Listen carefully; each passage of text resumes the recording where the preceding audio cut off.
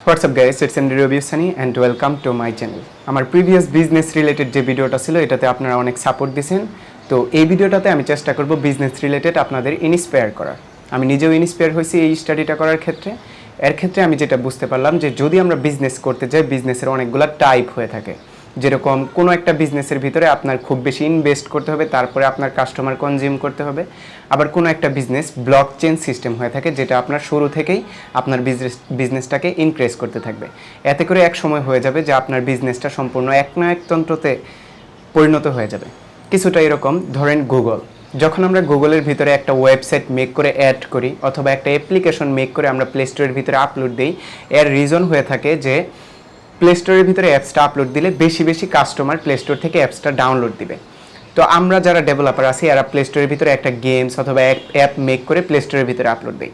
আর play স্টোরের ভিতরে হয় কি, বেশি বেশি ইউজাররা প্লে স্টোরের ভিতরে এই কারণে যায় কারণ ওইখানে বেশি বেশি অ্যাপস পাওয়া যায়, তো তারা ডাউনলোড দেয়। এখানে একটা মার্কেটিং চেইন হয়ে গেছে, অর্থাৎ যখন একটা প্লে স্টোরের ভিতরে আমরা অ্যাপ আপলোড দিতেছি এর রিজনটা হয়ে যায় যে আমরা বেশি কাস্টমার পাইতেছি, আর কাস্টমার যখন ইনস্টল দেয় এর রিজন থাকে যে প্লে স্টোরের ভিতরে অনেকগুলো অ্যাপ পাওয়া যায়।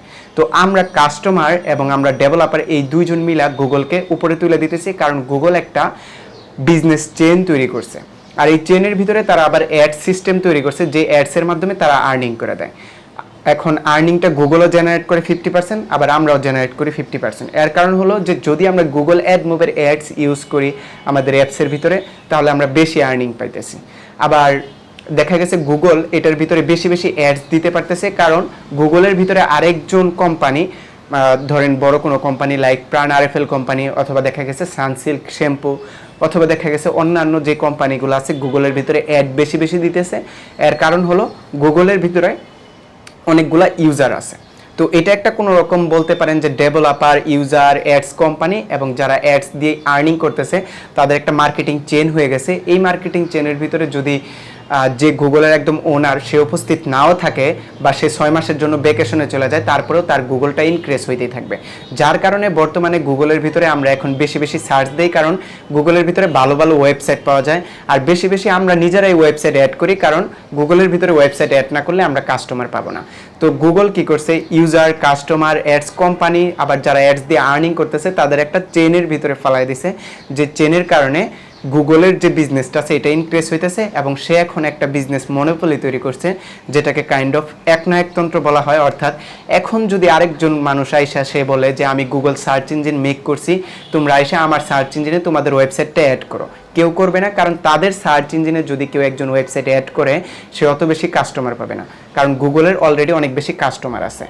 আবার দেখা গেছে কেউ যদি বলে যে তুমি আমার ওয়েবসাইটের জন্য, তুমি আমার সার্চ ইঞ্জিনের জন্য ওয়েবসাইট ডেভেলপ করো, কোনো মানুষ তার সার্চ ইঞ্জিনের জন্য ওয়েবসাইট ডেভেলপও করবে না, কারণ সেইখানে আমি ওয়েবসাইট অ্যাড করলে কাস্টমার পাবো না। আবার কাস্টমাররাও তার ওয়েবসাইটে যাবে না, কারণ সেখানে কোনো ওয়েবসাইটই পাবে না। তো এই যে একটা চেইন মার্কেটিং বা একনায়কতন্ত্র যেটা গুগল করে ফেলছে, এটা হলো সম্পূর্ণ একটা ব্লকচেন বিজনেস মডেল। এই ব্লকচেন বিজনেস মডেলকে আমরা আলাদা রেখে যদি আবার চিন্তা করি যে আমরা ইনভেস্টমেন্ট মডেল যেটা আছে এটার কথা চিন্তা করব, তাহলে দেখব যে এইখানে অনেকগুলা কাস্টমারকে প্রথমে অনেক বড় অ্যামাউন্টের একটা টাকা ইনভেস্ট করে কনজিউম করা হয়, তারপরে তাদেরকে একটা সাবস্ক্রিপশন বেস মডেলে ফেলায়া ওইটা থেকে আর্ন করা হয়। এর দুইটা এক্সাম্পল আছে, যেরকম ইন্ডিয়ার ভিতরে জিও কোম্পানি, তারা কয়েক বিলিয়ন ডলার খরচ করে একদম কম টাকায় ইন্টারনেট প্রকাশ করছে, অর্থাৎ ইন্টারনেট প্রোভাইড করছে, যে ইন্টারনেট প্রোভাইড করার কারণে অনেক বেশি মানুষ জিও সিমটা ইউজ করছে। এখন জিও সিম যখন ইউজ করছে, একটা সিম হলো কীরকম, আপনার পার্সোনাল লাইফে অনেক বেশি একটা ইম্প্যাক্ট ফেলে একটা সিম, যে সিমটা আপনি ডেলি ইউজ করতেছেন। এখন এই সিমটা ডেলি ইউজ করার কারণে আপনি 1 বছর 2 বছর ইউজ করার পরে ওই সিমটা সহজেই বা ওই নাম্বারটা সহজেই আপনি পরিবর্তন করবেন না। যার কারণে জিও কোম্পানি যখন দেখা গেছে যে প্রায় কয়েক কোটি তাদের কাস্টমার কনজিউম করে ফেলে, তখন তারা 1 টাকা করে ইনকাম করলেও পরবর্তীতে তাদের সাবস্ক্রিপশন সিস্টেম থেকে যে না আমাদের এমবির প্যাকেজ আগে ছিল 10 টাকা, এখন 11 টাকা করে, 1 টাকা করে ইনকাম করলেও তারা 1 কোটি টাকা বা 10 কোটি কাস্টমার থাকলে 10 কোটি টাকা ইনকাম করে ফেলে। তো এই কাস্টমার বেস যে একটা সাবস্ক্রিপশন মডেল তৈরি করে ইনভেস্ট করে অনেক, এটার আরেকটা অনেক সুন্দর এক্সাম্পল হলো গুডাডি। গুডাডি কি করছে, অন্য একটা, এটা একটা কাল্পনিক হিস্টোরি হিসেবে আপনারা নেবেন, কারণ এখানে আমি টাকার অ্যামাউন্টগুলো একটু উঁচু নিচু করে বলবো। তো গুডাডি কি করছে, প্রথম দিক দিয়ে দেখা গেছে যে অন্য একটা কোম্পানির থেকে তারা ডোমেইন কিনে নিত, যে .com ডোমেইনটা বর্তমানে আমরা ওয়েবসাইটের জন্য ব্যবহার করে থাকি। তারা ডোমেইন কিনে নিত $8 পার ডোমেইন, কিন্তু তারা এই $8 পার ডোমেইন কিনে নেওয়ার পরে তারা ওইটা সেল দিত মাত্র $1 করে। এর কারণ ছিল যে প্রথম 1 বছর ওইটা $1, কিন্তু দ্বিতীয় বছর ওইটা $14 করে। তো এইভাবে গুডাডির বিজনেস মডেল তারা আই থিঙ্ক যে 2001 সালে তারা লস দেয় 7 কোটি টাকার মতো, তারপরে 2002 সালেও 7 কোটি টাকা, 2003 সালেও 7 কোটি টাকা। এইভাবে তারা 3 বছর যখন 21 কোটি টাকা লস দেয়, কিন্তু 4 বছরের মাথায় তাদের রেভিনিউ ছিল 121 কোটি টাকা। অর্থাৎ কাইন্ড অফ তাদের রেভিনিউটা এরকম ছিল যে প্রায় 100% বা কয়েক পার্সেন্ট বেশি। এর কারণ হলো, এত বেশি রেভিনিউর কারণ হলো যে ওই যে ইউজাররা একটা .com ওয়েবসাইট তাদের কাছ থেকে কিনে নিত প্রথমে $1 কম টাকা রেটে হওয়ার কারণে, ওই একটা ওয়েবসাইট যখন মার্কেট পাওয়া যায় সহজে মানুষ ওই ওয়েবসাইট বা ওই ডোমেনটা পরবর্তীতে সরায় ফেলে না ওই ওয়েবসাইট থেকে। এখন গুডাডি থেকে যারা $1 ডোমেন কিনছে তারা পরের বছর ওইটা $14 রিনিউ করতেছে। অর্থাৎ তারা পরের বছর কিন্তু ঠিকই বেশি দামে ওই ডোমেনটার জন্য বেশি দাম দিতে রাজি হয়ে যেতেছে, কারণ তাদের ওয়েবসাইটটা তখন উঠে গেছে, বা .com দিয়ে যে ওয়েবসাইটটা বানাইছিল ওই ওয়েবসাইটটা এখন মার্কেট পেয়ে গেছে। তো এই ছিল যে আপনার ইনভেস্ট করে সাবস্ক্রিপশন বেস করা, যেটাতে করে দেখা গেছে আপনার যত কাস্টমার আছে তারা একটা সাবস্ক্রিপশনের ভিতরে আটকা পড়ে যাবে এবং পরবর্তীতে তারা আপনাকে আরও বেশি টাকা দিবে। অ্যাজ ইউজুয়াল আমি যেটা বললাম গুডাডি.com, তারা এরকম ডোমেন প্রথমে $1 সেল দিত, কিন্তু পরের বছর রিনিউয়ের টাইমে $14, এতে করে কি হইতো যে আরও বেশি ইনকাম তাদের হয়ে যেত। অথচ তাদের ডোমেনটা কিনাই ছিল শুরুর দিক থেকে $8 করে, এবং তারা লস দিয়ে তারপরে $1 করে সেল দিত। তো এই দুইটা ইনভেস্টমেন্ট মডেল বিজনেস এবং ব্লকচেন মডেল বিজনেস, এরকম মাত্র দুইটা এক্সাম্পল আমি দিলাম। আমার উদ্দেশ্য ছিল যে আপনাদের বোঝানো যে ব্লকচেন দিয়ে আপনারা বিজনেস করবেন না ইনভেস্টমেন্ট দিয়ে করবেন, অথবা মিক্স করে একটা বিজনেস আপনারা দাঁড়া করাবেন। তো আশা করি যে আপনারা বুঝতে পারছেন যে এই দুইটা বিজনেস মডেল। আরও অনেকগুলো বিজনেস মডেল আছে, যে বিজনেস মডেলগুলো আমি এক্সপ্লেন করার চেষ্টা করব যদি আমি সামনের ভিডিওতে আরও ভালো রেসপন্স পাই। তবে আপনারা কমেন্টে জানাতে পারেন যে আপনাদের কোন মডেলটা ভালো লাগে, গুগলের যে একনায়কতন্ত্র বিজনেস যে তার উপরে আর কেউ যাইতেই পারবে না, আর নাকি আপনার ওই গুডাডির। এবং এই দুইটা বিজনেস মডেলই খুব জনপ্রিয়, এই দুইটা বোঝানোই খুব সহজ ছিল, যার কারণে আমি এই দুইটা বিজনেস মডেল আপনাদের বোঝানোর চেষ্টা করলাম। এখন পরবর্তীতে যেটা আমার টপিক, এটা হলো যে আজকে আমি বোঝানোর চেষ্টা করব যে কিভাবে একটা বিজনেস দাঁড়া হয় আবার খুব সহজে ওই বিজনেসটা ডিস্ট্রয় হয়ে যায়, অর্থাৎ ওই বিজনেসটা আর ওভারকাম করতেই পারে না। এর মূল রিজন হয়ে থাকে অ্যালগোরিদম। যদি আমি অ্যালগোরিদমের কথা এক্সপ্লেন করতে যাই, এটা পুরো ওয়ার্ল্ডের ভিতরে খুব বড় একটা ইম্প্যাক্ট ফেলছে। যদি আমরা খেয়াল করি যে আমরা আজকে এতটা ডেভেলপ কিভাবে হয়েছে, এর কারণ হলো যে দেখা গেছে আপনার 10টা বন্ধু যদি কিছু একটাতে ভালো করে, আপনি ওই জিনিসটাই চুজ করেন যে না আমার এই ফ্রেন্ডটা তো এই ক্যাননের ক্যামেরা কিনছে, ক্যাননের ক্যামেরা খুব ভালো, অথবা এই ফ্রেন্ডটা তো আইফোন কিনছে বা স্যামসাং ফোন কিনছে, স্যামসাং ফোন খুব ভালো, তো আমি স্যামসাং কিনে আসি। এভাবে আস্তে আস্তে স্যামসাং কোম্পানি ডেভেলপ হতে থাকে, আর অন্যান্য কোম্পানি যেগুলো ভালো না বা ভালো ফোন বিক্রি করে না তারা আস্তে আস্তে পিছনে পড়ে যায়। এই যে একটা অ্যালগোরিদমের ফলে আস্তে আস্তে যে কোনো একটা কিছু ডেভেলপ হইতে থাকে, এটাকেই বলা হইতেছে যে অ্যালগোরিদমের মাধ্যমে কোনো একটা কিছু ডেভেলপ হওয়া। তো বিজনেস করতে গেলে এই অ্যালগোরিদমটাকে খুব ভালোভাবে চিন্তা করতে হবে। এখন দুইটা বিজনেস মডেল আমি বললাম, একটা হলো ব্লকচেন, একটা হলো ইনভেস্টমেন্ট, আর একটা হলো অ্যালগোরিদম, যেটা আপনার বিজনেসকে ইমপ্রুভ করবে। এটা হলো আপনার বিজনেস যেই মডেলই ফলো করুক না কেন, ওই অ্যালগোরিদমটা আপনার বিজনেসকে অনেক সুন্দরভাবে ডেভেলপ করতে সাহায্য করবে, যেটা করে আপনার বিজনেস একসময় খুব বড় হয়ে দাঁড়াবে। আর খুব সুন্দর একটা উদাহরণ হলো, এটা অ্যাকচুয়ালি ভিডিওর সেকেন্ড পর্ব হয়ে যায় যদি আমি ইয়াহু ভার্সেস গুগলকে নিয়ে বলি। এর কারণ হলো যে গুগল একটা সেরা সার্চ ইঞ্জিন, কিন্তু আমরা হয়তো অনেকেই জানি না যে গুগলের আগে ডেভেলপ হওয়া সার্চ ইঞ্জিন ছিল ইয়াহু। গুগল যেভাবে তাদের বিজনেসটাকে মনোপলি বা একনায়কতন্ত্র করে ফেলছে, যার কারণে ইয়াহুর নামই আমরা ভুলে গেছি, বা যারা আমরা অনেক ছোট ছিলাম তারা হয়তো বা কোনো না কোনো সময় ইয়াহুতে সার্চ করতাম কোনো একটা ওয়েবসাইটের জন্য, বাট এখন আর করি না। তো ইয়াহু কিভাবে একদম ব্যানিশ হয়ে গেল, আর গুগল কিভাবে একদম একনায়কতন্ত্র করে এত বিশাল একটা রাজত্ব নিয়ে নিল, এই ব্যাপারটা আমি অল্প করে এক্সপ্লেন করার চেষ্টা করব। ইয়ার 1994 এই সময় দুইজন ফ্রেন্ডের মনে হইলো যে আমরা এরকম একটা ওয়েবসাইট বানাবো যে ওয়েবসাইটের ভিতরে সবগুলা ওয়েবসাইট আলাদা আলাদা ক্যাটাগরাইজ করা থাকবে। কারণ ওই টাইমে ইন্টারনেটের ভিতরে এরকম কোনো ওয়েবসাইট ছিল না যে আপনি সার্চ দিলেই পেয়ে যাবেন যে এটা মুভি দেখার জন্য ওয়েবসাইট, এটা কার্টুন দেখার জন্য ওয়েবসাইট, বা এটা পিকচার দেখার জন্য, অথবা এটা পেমেন্ট করার জন্য, এটা শপিং করার জন্য। তো ওই টাইমে ইন্টারনেট ছিল একদম অগোছালো। তো তারা দুইজন চিন্তা করলো আমরা যদি ইন্টারনেটটাকে অল্প একটু গোছাইতে চাই, তাহলে আমরা এক কাজ করি, একটা ফোল্ডার বানাই, যে ফোল্ডারের ভিতরে আমরা লেখা দিব যে এটা হলো সেই ফোল্ডার, এটার ভিতরে পেমেন্টের জন্য এরকম 5টা ওয়েবসাইট আছে, এটার ভিতরে শপিং করার জন্য এরকম 5টা ওয়েবসাইট আছে, এটার ভিতরে কার্টুন দেখার জন্য এরকম 15 বা 20টা ওয়েবসাইট আছে। তো এরকম তারা একটা ডিরেক্টরি ওয়েবসাইট তৈরি করলো, অর্থাৎ তাদের ওয়েবসাইটে যাওয়ার পরে আপনি খুঁজে পাইতেন যে হ্যাঁ এই ওয়েবসাইটগুলো আমি পেমেন্টের জন্য ইউজ করতে পারি, এই ওয়েবসাইটগুলো আমি শপিং এর জন্য ইউজ করতে পারি। তো তারা ম্যানুয়ালি ওয়েবসাইটগুলো ক্যাটাগরাইজ করে ইউজ করতো, জাস্ট লাইক আমরা আমাদের কম্পিউটারের ভিতরে যেরকম ফোল্ডার তৈরি করি, যেটার ভিতরে মুভি রাখা, এটার ভিতরে কার্টুন রাখা, এটার ভিতরে অন্যান্য পিকচার রাখা। তো এরকম টাইপের তারা একটা ডিরেক্টরি ওয়েবসাইট তৈরি করলো। এখন তাদের এই ডিরেক্টরি ওয়েবসাইটের কোনো উদ্দেশ্য ছিল না যে তারা বিজনেস করবে এটা দিয়ে বা তারা এটাকে সার্চ ইঞ্জিন বানাবে। তাদের শুধুমাত্র উদ্দেশ্য ছিল যে তারা যাতে ফ্রেন্ডরা মিলে এটা খুব সহজে ইউজ করতে পারে। তো তাদের ফ্রেন্ডরা মিলে এটা ইউজ করতে করতে এক সময় দেখা গেছে যে তাদের কলেজের ভিতরে বা তাদের ইউনিভার্সিটির ভিতরে জিনিসটা এরকম ভাবে ছড়াইছে যে সবাই এই জিনিসটা ইউজ করতেছে। তো তাদের এরকম জনপ্রিয়তা দেখে ওই টাইমের একটা ব্রাউজার ছিল, নাম ছিল নেটস্কেপ। তারা চিন্তা করলো যে এদের এই ফোল্ডারগুলোর যেহেতু এত বেশি জনপ্রিয়তা, সুতরাং তাদের ওয়েবসাইটটাকে আমরা আমাদের ব্রাউজারের ভিতরে ডিফল্ট ভাবে রাখি।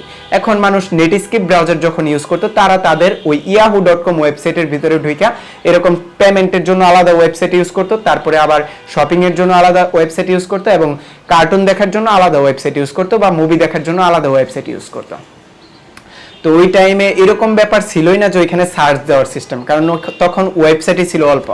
তো আস্তে আস্তে এরকম যখন ডেভেলপ হইতে থাকে, হঠাৎ করে তাদের মনে হয় যে তাদের ওয়েবসাইটে ওভারলোড হয়ে যাইতেছে, অর্থাৎ অনেক বেশি ভিজিটর আইসা যাইতেছে। এই অনেক বেশি ভিজিটর আইসা যাওয়ার কারণে তাদের বড় বড় সার্ভার কিনা লাগতেছে। এখন তাদের চিন্তা হলো যদি আমরা সার্ভার কিনি বা এত বেশি টাকা খরচ করি আমাদের ওয়েবসাইটের পিছনে, তখন তো আমাদের বিজনেস একটা সিস্টেম তৈরি করতে হবে। তো তারা বিজনেস সিস্টেম তৈরি করার জন্য তাদের ওয়েবসাইটের ভিতরে অ্যাডস দেওয়া শুরু করলো, অর্থাৎ তাদের ওয়েবসাইটের ভিতরে একটা ব্যানার অ্যাড বা সাইড দিয়ে একটা অ্যাড আসা শুরু করলো, যে অ্যাড আসার কারণে তাদের ওয়েবসাইটটার ভিতরে বিভিন্ন রকমের ভিজিটর আসতো। যখন তারা পেমেন্ট বা শপিং এর জন্য ঢুকতো, তখন তারা পেমেন্টের অ্যাড দেখতো, শপিং এর জন্য ঢুকলে তারা শপিং এর অ্যাড দেখতো। এই অ্যাড থেকে তারা ইনকাম করতো।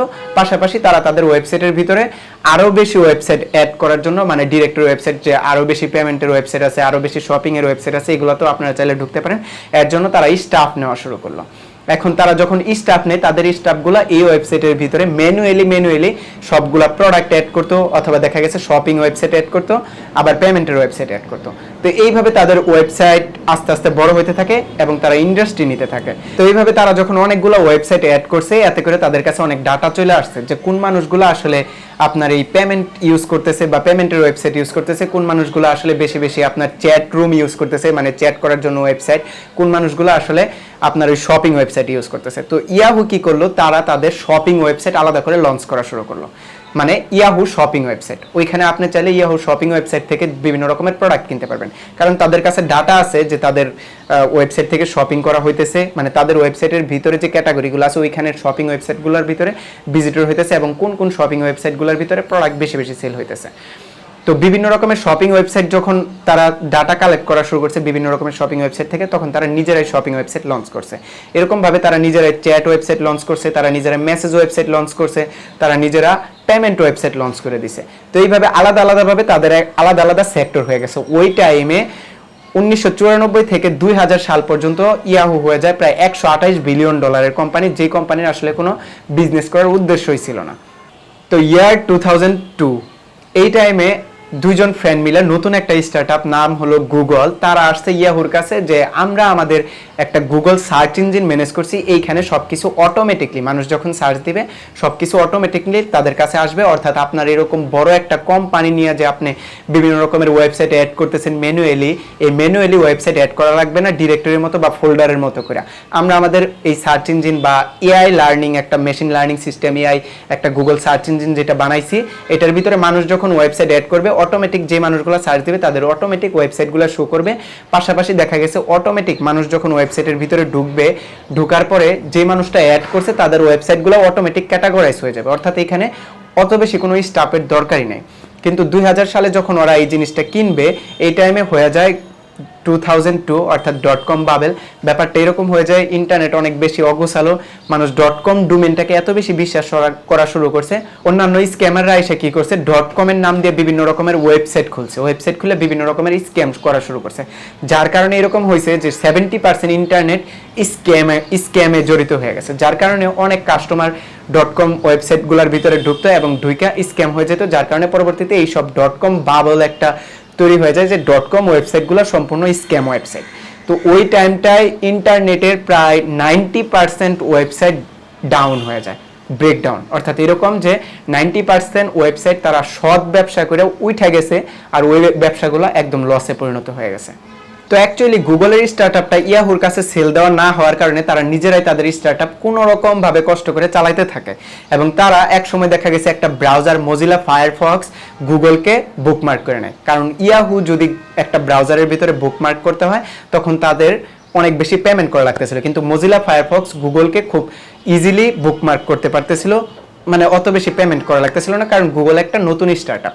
তো যখন মজিলা ফায়ারফক্স গুগলকে বুকমার্ক করে গুগলের ভিতরে অনেক ওয়েবসাইট ঢুকে এবং ঢুকে যখন সার্চ দেয় দেখে যে তারা আরো ইউজার ফ্রেন্ডলি সার্চ ইঞ্জিন পাইতেছিল, কারণ প্রপার সার্চ ইঞ্জিন হলো গুগল।